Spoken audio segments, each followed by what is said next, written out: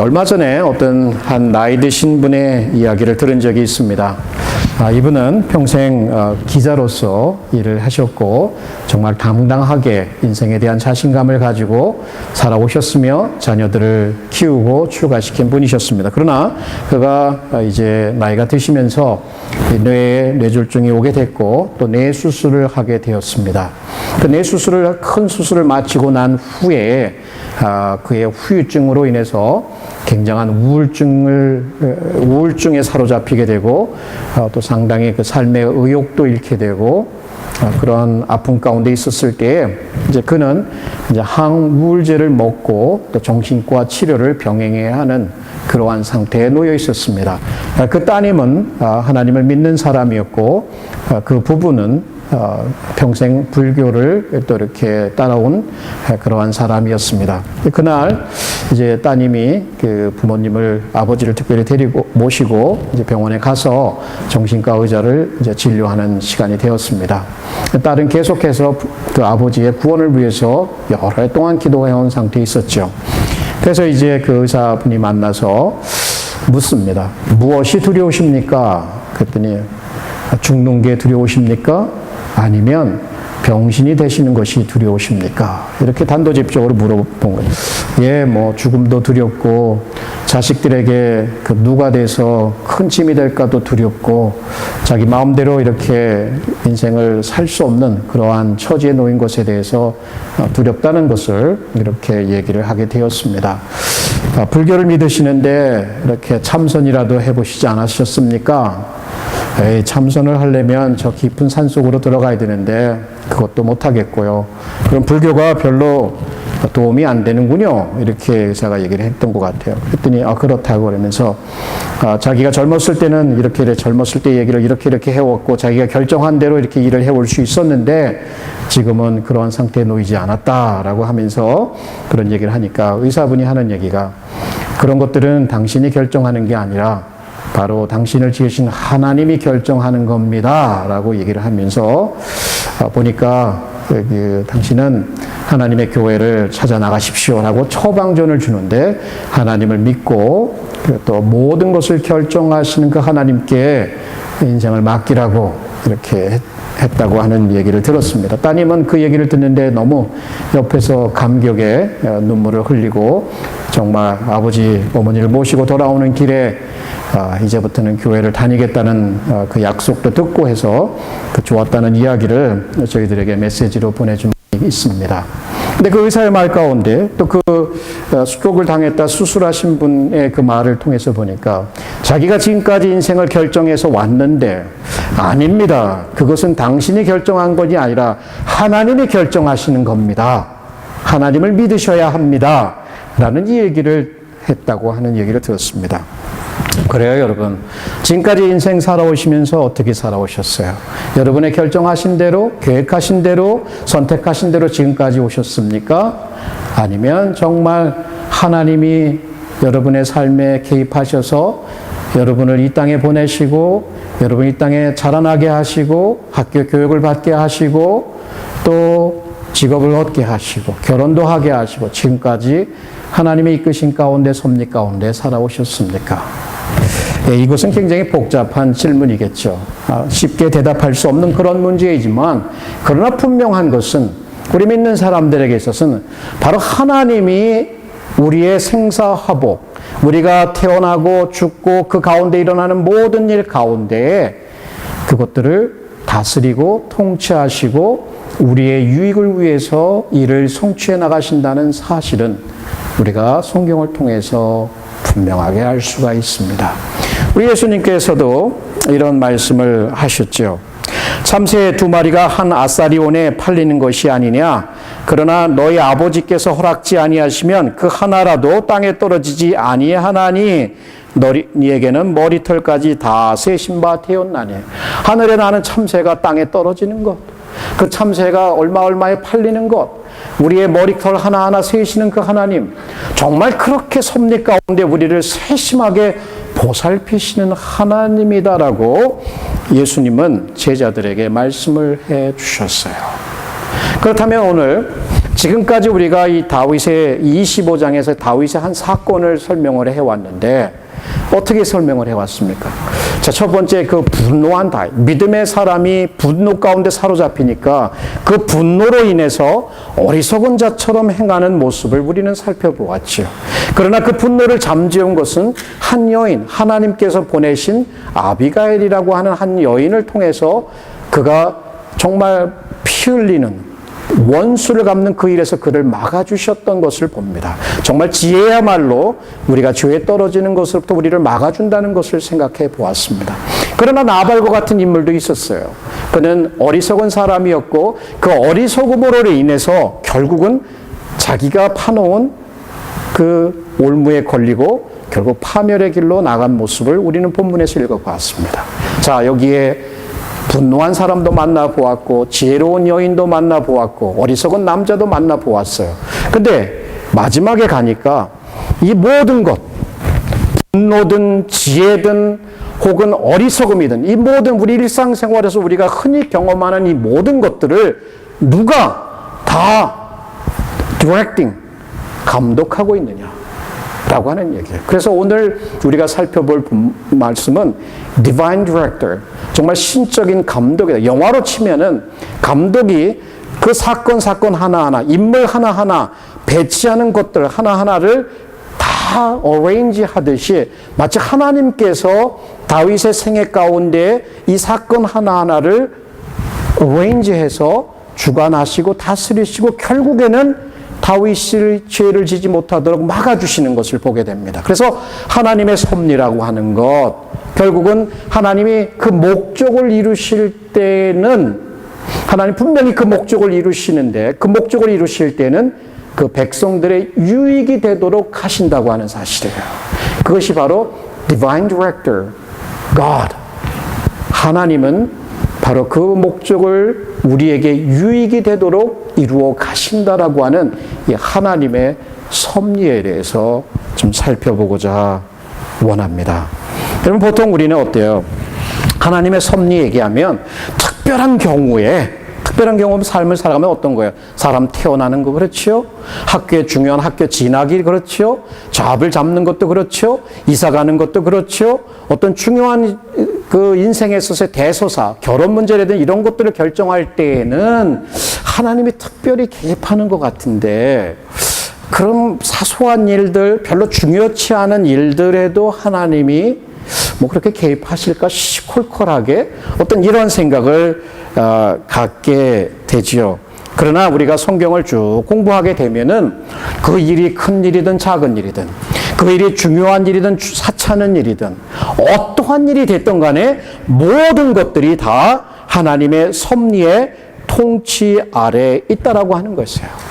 우리가 볼 때에는 아직 분별명하고 신비스럽고 이해되지 않고 그렇기에 마음이 아프고 답답하고 혼란스러운 일들이 있지만 하나님의 눈에서 보게 되면 하나님의 섭리의 관점에서 보게 되면 그것이 그 자리에 그렇게 있어야 되는 것이고 그것이 그 목적에 의해서 그렇게 있어야 되는 것을 우리는 믿음을 통해서 알 수가 있습니다. 자, 하나님의 섭리와 관련해서 첫 번째 관심을 가지고 싶은 것은 바로 이 사무엘상 25장을 통해서 우리의 일상적인 것들, 우리의 일반적으로 살아가는 우리 삶의 그 환경, 일상적으로 일어나는 이 사건들이 바로 하나님의 섭리의 통치 가운데 있다라고 하는 얘기예요. 우리 이 본문을 읽어보니까 뭐를 읽었습니까? 그 나발이라고 하는 사람? 괴팍한 사람이죠. 불량한 사람이죠. 어리석은 사람이죠. 근데 보니까 그 아내는 참 이뻐요. 그리고 총명스러워요. 어떻게 보면 오늘날의 많은 가정 속에서 보고 있는 그림인 듯 비슷해요. 지혜로운 아내, 그렇지 못한 남편, 일상적인 거예요. 그냥 일상적인 한 커플을 아주 일상스럽게 그냥 평범하게 소개해주고 있어요. 그런데 사건들 일어나는 것들을 보면 그래요. 다윗의 사람들이 일하는 거잖아요. 이제 양들을 치는 나발의 목자들에서 일했어요. 일하는 가운데 그래도 다윗이 목자들이 그들에게 담이 되어서 그들을 보살펴주고 있다. 일상적인 그림이지요. 그죠? 그리고 그런 가운데 다윗이 그 당시에 근동에서 내가 이렇게 해줬으니까 너가 나에게 이렇게 은혜를 베풀어 줬으면 좋겠다라고 하는 청구를 했지만 이 나발은 노발대발하면서 내가 그를 어떻게 알겠다고 그를 모욕하면서 그에게 배은망덕함으로 이렇게 응답하는 것. 흔히들 우리 삶 속에서 경험할 수 있는 거예요. 그렇지만 지혜로운 한 여인이 등장하게 되고 또 그런 사건을 누군가가 아비가일에게 알려주고 아비가일에 있는 대로 음식을 모아가지고 또 싸가지고 가서 다윗을 만나게 되고 다윗에게 여러 긴 연설을 통해서 그의 마음을 잠재우고 그가 죄로부터 돌아설 수 있도록 막아주는 것. 그때 또 거기 더 나아가서 나발은 그 소식을 듣지 못하고 그냥 연애를 베푸는 거예요. 먹고 놀고 기쁨 가운데 잠겨있는 어떤 그런 모습들. 이거 다 뭐예요? 그냥 fairy tale, 어떤 저쪽 다른 나라에서 일어나는 환상적인 스토리가 아니라 바로 우리의 삶의 현장을 그대로 그려주고 있는 거예요. 그렇다면 뭐예요? 하나님이 드라마를 한다면, 하나님이 드라마를 찍는다면 바로 저와 여러분의 삶의 현장이 하나님이 연출하는 바로 장소가 된다는 것을 하나님의 섭리 가운데 알게 되는 거예요. 우리 거창하게 생각하지 마십시다.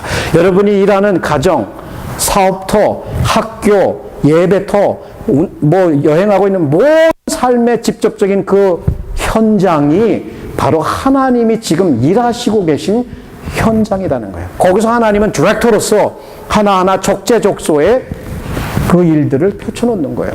그렇다면 하나님이 우리의 삶에서, 우리의 실제적인 삶의 터전에서 그의 섭리의 역사를 펼쳐가고 있다. 쉽게 얘기하면 그분의 목적을 이루어가고 있다라고 하는 것을 우리가 다윗을 통해서 알게 되는 거잖아요.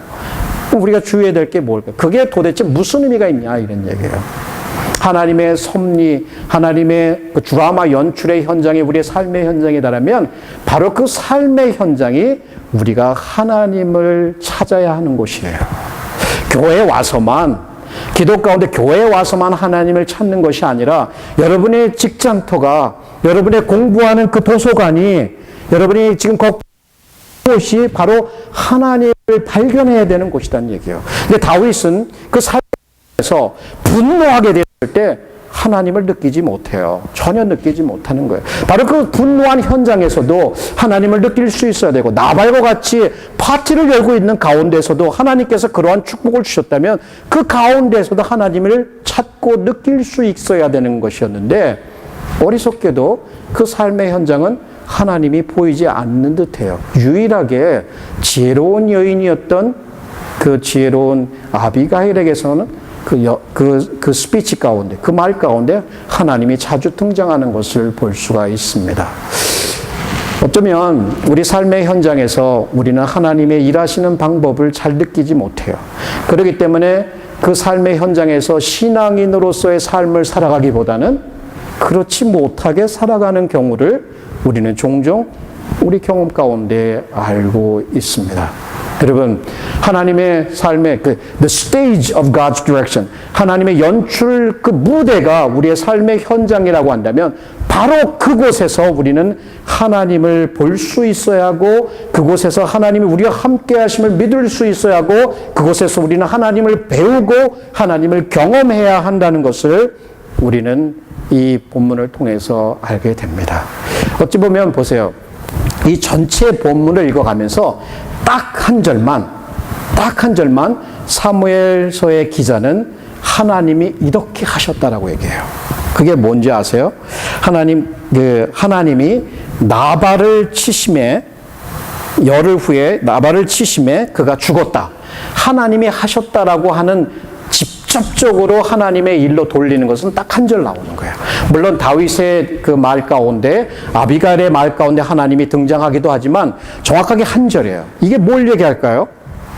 우리의 삶의 현장에서는 하나님의 일하시는, 일상적으로 일하시는 그 길들이 우리에게 느껴지지 않아요. 우리가 잘 감지하지 못할 수 있다는 것을 얘기해요. 그렇지만 여러분, 이 한 절이라 할지라도 그 대화들 가운데, 내용들 가운데 하나님은 나발이 그렇게 어리석게 대답하는 가운데에서도, 그 사환을 보낸 가운데에서도, 또 아비가일이 나와서 그를 맞은 가운데에서도, 다윗이 칼을 차고 그 죽이러 나가는 가운데에서도, 그 모든 요소마다, 그 연애를 베푸는 가운데에서도 모든 요소마다 하나님이 개입하고 있었던 거예요. 한 절만 이렇게 얘기했다고 그래서 하나님은 다른 절에서는 아무것도 하지 않으시고 그저 하나님이 나발을 심판하실 그때만 일하셨다가 아니라 그 일상 모든 부분에서 보이지 않는 하나님의 손이 바로 이 모든 사건을 연출하시면서 어떻게 이끌어가고 있어요? 다윗이라고 하는 하나님의 기름 받은 종의 유익됨을 위해서 그가 죄를 짓지 못하도록 막고 그가 이것을 통해서 하나님이 어떤 분이신지를 배우도록 연출해 가고 있었다는 것을 우리는 여기서 알게 됩니다. 그럼 하나님의 연출이 이렇게 일어난다면 결국 하나님의 연출 가운데 나발이라고 하는 사람 하나님의 다윗의 인생에 없었어야 되는 사람이야 이렇게 얘기할 수 있어요? 아비가일이라는 여자 없어도 돼. 다윗의 분노 없어도 돼. 뭐 인간의 실수 없어도 돼. 이렇게 얘기할 수 있나요? 아니에요. 이 하나의 한 편이 완성되기 위해서는 여기에 나온 각자 한 사람 한 사람의 역할이 있는 것이고 사건의 기능이 있는 것이고 결국 이 모든 것이 합력하여서 하나님의 드라마를 완성하고 하나님은 그것을 통해서 그분의 목적을 이뤄가고 계셨고 그 목적은 그 백성인 그 사람인 다윗에게 유익이 되었다. 자, 우리도 마찬가지예요. 여러분 여러분의 삶의 현장에 어떤 사건들이 일어나고 있습니까? 어떤 사람들과 생활하고 계십니까? 자, 그 사람들, 그 사건들 다 필요 없는 것 같고 내가 좋은 것들만 있다, 내게 선택권이 있다면 나는 다 좋은 것들만 선택해야지 라고 할 수 있는 자격이 우리한테는 없어요. 하나님은 연출자로서 그 드라마를 써나가시면서 그 드라마를 써놓으신 대로 우리 처소의 그 요소들을 다 허락하고 있다라고 할 때에 그 바로 섭리의 시각을 우리가 가질 때에 내 주위에 있는 원치 않는 사람들도 나에게 유익이 되도록 하나님이 사용하실 것이고 원치 않는 사건들도 하나님께서 나에게 유익이 되도록 사용하실 것이고 내게 원하는 사람들도 내게 유익이 되도록 사용하실 것이다 라고는 이 폭넓은 하나님의 시야 하나님의 관점에서 사건들을 이해할 수 있게 된다는 얘기예요. 여러분 제가 말은 쉽게 이렇게 여러분에게 전하고 있지만 실생활에 그렇게 접하게 되면 그러한 하나님의 섭리의 시각을 유지한다는 것은 신앙이 없으면 믿음이 없으면 안 돼요. 단방 불평부터 나올 수 있어요. 당방 실망하고 절망할 수밖에 없어요. 그러나 이러한 상황, 어떠한 상황이든지 간에 모든 것을 합력해서 선을 이루신다고는 이 섭리의 관점을 가지고 있으면요. 아무리 비바람이 치는 가운데서도 그 먹구름이 쳐도 그 배후에 그 위에는 태양이 빛나고 있다라고 하는 그 소망을 분명히 여러분은 가질 수 있게 되실 것입니다. 저도 사실 저희 짧은 인생을 통해서 하나님 모든 것을 컨트롤하시고 모든 목적을 가지고 계시고 그 역할을 가지고 있고 그것을 통해서 그분의 목적을 이루고 그 목적이 우리에게 유익이 된다는 것을 저의 인생을 짧은 인생 신앙 인생을 통해서도 여러분에게 말씀을 드릴 수가 있습니다. 다들 아시겠지만 저는 육신적인 질병으로 인해서 죽음의 고비를 여러 번 겪은 사람 중에 하나입니다. 근데 그 인생을 돌아보면서 이 병은 나에게 없었어야 돼. 이건 나에게 별 유익이 안 되라고 얘기하지 못해요. 오히려 이런 어려움을 통해서 이런 죽음의 고비를 통해서 남들이 경험하지 못하는 것을 통해서 결국 오늘의 저 자신이 빚어져 가고 있으며 앞으로 하나님은 그 일을 통해서 저 자신을 하나님이 의도하신 대로 완성해 가실 것이다라고 하는 그 믿음이 있습니다. 아프며 실패요, 어려우며 고난이요, 고통이요 대부분 다 싫어하는 거예요. 그렇지만 그것은 하나님 연출자이신 하나님에 의해서 우리 인생 가운데 그 때에 허락하여 주신 다윗에게도 그러한 실패가 있을 수 있어요. 분노 가운데 실패하고 그렇게 신앙의 사람이 칼을 차고 가서 사람들을 다 죽이겠다. 이것은 왕으로서 해야 될 일이 아니었지만 그러나 그런 경험을 통해서 그는 깨달음을 얻게 되죠. 여기 그 로버트 리 장군의 말을 하나님의 섭리에 대한 말을 이런 말을 기록하고 있어요. 우리는 실패하지만 하나님의 선하신 섭리 가운데 명백한 실패도 종종 축복으로 증명된다. 또 이런 말도 해요. 내가 의지하는 것은 하나님의 선하신 섭리의 자비와 지혜입니다. 하나님은 섭리 가운데 모든 것을 우리의 유익을 위하여 정하십니다.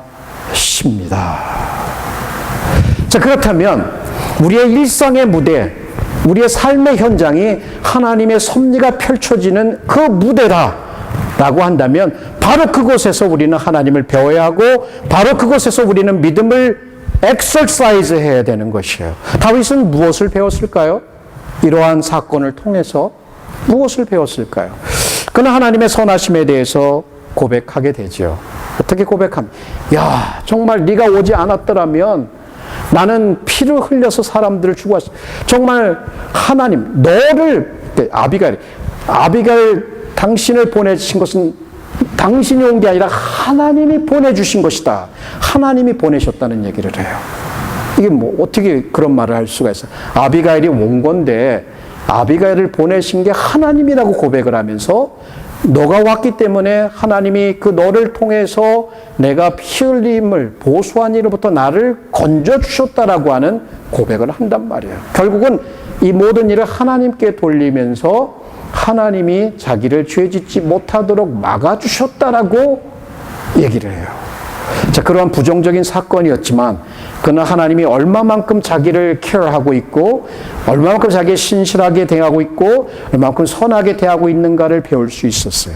그러면서 나발의 죽은 소식을 듣게 되잖아요. 그건 뭐예요? 정말 하나님은 공의로우신 분이다라는 것을 자기의 칼을 대지 않고도 배울 수 있게 된 거예요. 선을 악으로 갚는 자, 하나님이 친히 그에게 갚아주시는 하나님의 공의. 일반적으로 말한다면 하나님이 선함은 칭찬하시고 상을 주시지만 그 악함에 대해서는 하나님이 벌하신다라고 하는 그 하나님의 공의에 대해서도 배울 수 있었어요. 그 하나님의 이런 성품의 소유자구나라고 하는 것을 이 작은 사건을 통해서 경험하게 되었다는 얘기예요. 이 사건이요. 그리고 그것은 자기가 분노 가운데 칼을 차고 그 나발의 집으로 뛰어가는 가운데 깨달은 게 아니에요. 결국은 전체적인 그림이 사건이 종료가 되면서 하나님이 이렇게 일하셨구나라고 하는 것을 고백하게 되었다는 얘기예요. 여러분도 아마 마찬가지 고백을 하실 수 있을 거예요. 지금 당하고 있는 여러 가지 어려움들, 고난들, 그 가운데 하나님의 섭리를 깨닫기는 쉽지 않아요. 그러나 그 기간이 지나가고 난 다음에는 하나님이 이래서 나를 막아주셨구나, 이래서 이 사람을 보내주셨구나 라고 하는 것을 그때에서야 고백할 수 있게 된다는 얘기예요. 그렇지요. 종종 간증 가운데 그런 고백들을 많이 듣게 됩니다. 저도 그 중에 한 사람이고. 그렇기 때문에 우리는 하나님의 섭리의 이 무대를, 삶의 현장을 지나가면서 바로 그곳에서 그분을 믿고 신뢰하며 그분의 선하심을 맛보고 그분의 신실하심을 맛보고 그분의 공의를 맛보아 간다. 그래서 그것을 배워간다. 결국 그런 과정을 통해서 우리는 하나님이 이런 분이구나라는 것을 교훈을 얻게 되고 배우게 되는 것이에요. 전혀 배움이 없을 수가 없습니다. 그리고 결국 종국에 가서 하나님의 그 섭리, 하나님의 그 디렉션의 그 파이널 엔딩, 그게 뭐냐는 얘기예요. 그것은 바로 찬송입니다. 찬송. The goal of God's providence. 어떻게 끝나고 있어요? 다윗의 찬양입니다. 다윗이 찬양하는 거예요. 어떻게 해요? 오늘날 너를 보내어 나를 영접케 하신 이스라엘의 하나님을 찬송할지로다. 죄를 짓지 못하도록 막아주신 그 하나님. 그렇죠? 쓸데없는 평생에 후회할 일을 하지 못하도록 막아주신 하나님. 너를 보내어 나로 하여금 이 일을 행찮게 하신 그 하나님을 찬송할지로다. 바루크. 여기서 영어로 하면 blessed be Yahweh. 이렇게 이제 여호와를 찬양하는 것입니다. 근데 이제 보통은 이제 큰 자가 우리 같이 작은 자를 축복하잖아요. 근데 성경에 쓰이는 이 바루크라고 하는 히브리 단어는 우리 같은 연약한 자들, 우리 같은 인생들이 크신 하나님을 바룩 할 수가 있어요. 뭐예요? 이 얘기는 그분이 모든 복의 근원이 되신다. 그분이야말로 특별한 능력을 가지신 분이라는 것을 우리가 선포하는 거예요. 선포. 이 파이널 엔딩이 해피 엔딩이고, 그죠? 다 얼마나 좋게 끝납니까? 다윗을 죄로부터 막아주고 그에게 지혜로운 여인을 아내로 허락하여 주시는 이 파이널 해피 엔딩 가운데 결국은 그 해피 엔딩에 대한 다윗의 반응은 하나님을 높인 거예요. 하나님이 이런 분이라고 하는 선언하는 거예요. 이게 놀랍지 않습니까? 여러분 절대 어쩌면 너무 캄캄하고 어둡고 안개가 껴서 내가 정말 하나님을 그렇게 높이고 찬양할 시간이 내 인생 가운데 올까? 내가 하나님을 정말 감사하는 그 시간이 내가 올까? 이 문제가 해결되어서 올까라고 하는 의구심을 가질 수 있지만 다윗의 이 짧은 한 편의 극을 통해서 본다면 하나님이 모든 것을 디렉팅 하시면서 결국은 그 택한 종을 위해서 사건을 이렇게 해결해 나가시는 이 하나님을 오늘 우리가 보게 된 것입니다. 여러분이 잘 아시는 요셉 자주 등장하죠. 요셉 어떻습니까? 형들에게 미움을 받고 애굽의 종으로 팔리게 됐잖아요. 그게 뭐 우리는 쉽게 남의 얘기처럼 얘기하지만 만약 우리가 요셉의 신세가 되었다면 형들이 원망스럽겠죠. 어떻게 아무리 그래도 그렇지. 죽이려고 해요? 형제를? 아무리 그래도 그렇지. 형제인데, 피부친데 남한테 팔아버려요? 있을 수 없는 일이에요. 그러나 그런 일을 당해요. 근데 그런 일을 당하면서도 꼭 요셉의 생애에는 한 프레이즈가 따라다녀요. Yahweh was with him. 그리고 he prospered in all things he did. 그러니까 그가 하는 모든 일에 형통했다. 여호와께서 함께 하셨다. 계속해서 내려가죠. 저 어디까지 내려가요? 그 감옥의 저 밑에까지 내려가요. 물론 거기서도 신실하게 해서 후에는 이제 꿈을 해석하게 되고 술장관의 꿈을 해석을 잘 해주어서 2년 후에 그가 이제 그 꿈 해석해 준 걸 기억하고 바로의 꿈을 해석하는데 이 요셉을 이렇게 추천을 하게 됩니다. 그래서 그때 우여곡절 속에 참 이런 인생이 그래요. 형제들이 먹을 게 없으니까 바로 애굽으로 식량을 사러 왔는데 그것도 애굽에서 요셉이 총리가 되실 때 그 앞에 와서 업죽 절하는 거예요. 전에 얘기했죠.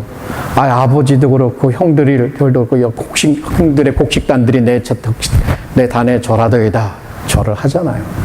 하나님이 그렇게 역사하시네. 근데 아버지가 돌아가셨어요, 야곱이. 그랬더니 형들이 벌벌 떠는 거예요. 아버지 살아있을 때는 이 동생 야곱이 그래도, 요셉이 우리에게 이렇게 했는데, 이제 어떡할지 모르지 하면서 은근히 겁이 나서 나와갖고 아버지 살았을 때 얘기하셨는데 아버지가 얘기했는데 우리한테 잘해야 된다고 이렇게 얘기를 하니까 걱정하지 마십시오. 여기 그 요셉의 이야기를 한번 보십시오.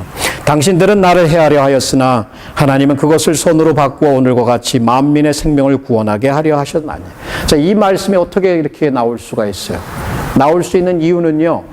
그 하나님의 드라마를 요셉이라고 하는 삶에서 연출해 가시면서 형들의 파는 사건도 결국은 한 역할을 했다는 얘기예요. 그 역할이 분명히 필요한 거예요. 누구예요? 보디발의 아내에게 모함을 당해서 감옥에 갇히는 거, 그것도 필요했던 사건이었어요. 그 사건 속에서 누구를 만납니까? 바로의 떡장관과 술장관을 만나게 되고, 그 사건 속에서 꿈을 해석해. 결국 그 바닥까지 안 내려갔으면 애굽의 총리로 올라가는 그 길은 불가능했던 것이고, 애굽의 총리가 되는 그것이 그 포인트가 아니라 결국은 하나님께서 요셉을 통해서 그 백성들을 구원하실 길을 미리 예비하고 계셨다는 것을 우리는 여기서 보게 되는 거예요. 자, 이런 사건을 통해서 결국은 끝에 가게 되면 하나님을 높이는 그러한 사건이 있게 됩니다. 하나님은 절대 그 드라마에 그가 쓰시는 그 드라마에 실수가 있을 수 없습니다. 오늘 말씀을 묵상하면서 한 시를 발견하겠습니다. He maketh no mistake. 한번 여러분에게 인용해 드리겠습니다. 하나님이 어떤 분이실까? 주님은 실수하지 않아요. 내 아버지의 길이 뒤틀리고 굽이치며 내 마음이 고동치며 고통스러워도 내 영혼에는 기쁨이 있어요. 주님은 실수하지 않음을 알기 때문이죠. 내 소중한 계획이 잘못되고 내 소망이 시들어진다 해도 나는 여전히 인도하시는 주님을 의지할 거예요. 주님은 길을 알고 있기 때문이죠. 밤이 어둡고 날이 밝아올 것 같지 않아 보여도 나는 주님께 내 모든 믿음을 고정할 거예요. 주님은 실수하지 않아요. 지금은 내가 이해할 수 없는 게 너무 많아요. 내 시력은 너무도 어두워요. 하지만 어떤 일이 일어나도 나는 그저 의지할 뿐이에요. 주님께 모든 것을 맡길 뿐이에요.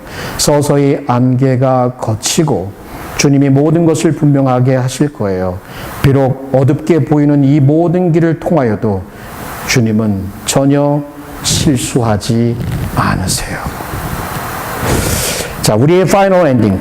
하나님께서 쓰시는 우리 인생 가운데 쓰시는 그의 드라마 가운데 파이널 엔딩은 해피 엔딩이다. 그리고 그것에 대한 우리의 반응은 결국은 하나님을 찬양하는 것이다. 하나님을 찬양하는 것이다. 그것이 바로 우리가 이 생을 떠나면서 천국에 들어가게 되면 영원히 지속하게 될 것입니다. 여러분 이 믿음이 계세요? 바로 이러한 하나님의 섭리 가운데 여러분 인생을 해석하시고 그 섭리 가운데, 그 관점 가운데 여러분 인생을 걸어가신다면 좀 더 어려움 가운데서도 담대함을, 좀 더 절망 가운데서도 소망을 잃어버리지 않고 묵묵히 믿음의 길을 견지할 수 있을 것입니다. 그럼 결론에 윌리엄 캘퍼라고 하는 영국의 시니어 찬송가 작시자가 있습니다. 18세기에 가장 많은 그 찬송 시를 적은 분이었는데 이분이 이런 시를 찬송시, 이게 자기가 죽기 전에 마지막 적은 그 찬송시입니다. God moves in a mysterious way. 하나님은 신비로운 방법으로 운행하신다라고 하는 그러한 시입니다. 이 찬송가예요. 한번 제가 나름대로 번역을 해보았는데 여러분에게 읽어드리겠습니다.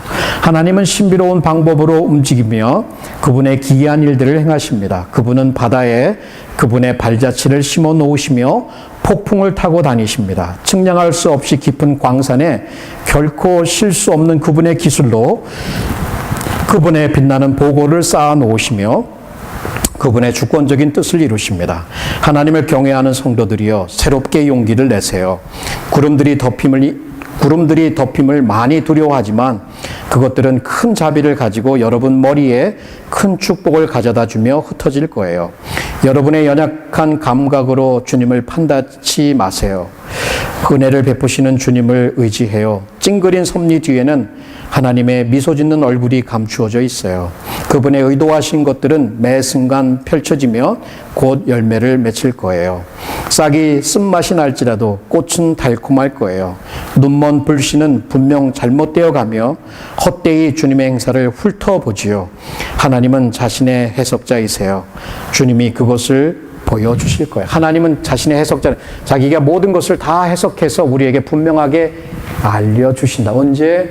지금은 아닐지라도 그때가 있다는 것을 얘기합니다. 이 시를 적으신 이 아브라함 캘퍼는 평생을 통해서 아마 굉장한 우울증과 이 의심하고 이렇게 싸웠던 그런 분인 것 같아요. 근데 한 번은 이 시를 적기 전에도 굉장한 우울증을 이렇게 겪고 있어서 이제는 안 되겠다 하면서 물에 빠져 죽어야 되겠다 이렇게 결심을 했대요. 그래서 택시를 불렀어요. 밤에 택시를 불러가 테임스 강으로 가자 이렇게 얘기를 했는데 그날따라 이렇게 굉장히 안개가 아주 이렇게 어둡게 끼어 있었나 봐요. 그러니까 택시 운전사가 계속 가는데도 가질 못해요. 그리고 길을 잃어버린 거예요. 그리고 나서 한참 가고 나서 결국 이제 여기가 거기다라고 내려주어서 이제 딱 내렸어요. 내려가지고 실행하려고 보니까 윌리엄 캘퍼가 발견한 것은 뭐냐면 자기 문 앞이었대요.